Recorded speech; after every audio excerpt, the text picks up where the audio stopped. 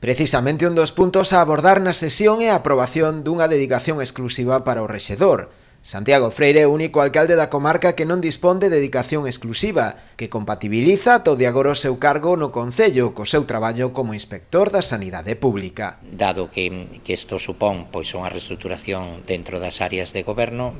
propoño ao Pleno a adopción do acordo de dedicación exclusiva que vai a supoñer unha retribución aproximadamente de 2.500 euros mensuais, que supón, digamos, unha retribución equivalente a que eu teño como funcionario no meu puesto de traballo e que está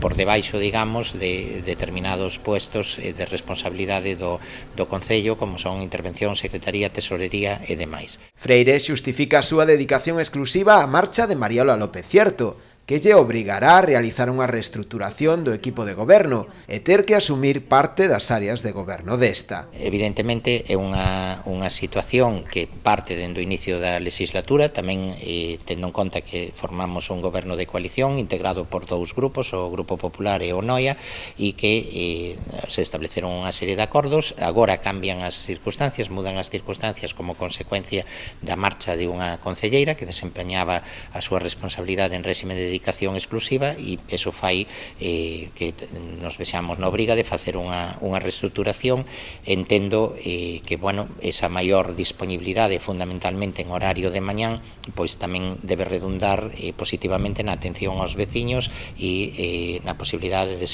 desenvolver en horario de mañán determinadas responsabilidades que antes tiña que facer en horario de tarde. O goberno noiés seguirá dispoñendo de 4 dedicacións exclusivas e 2 parciais.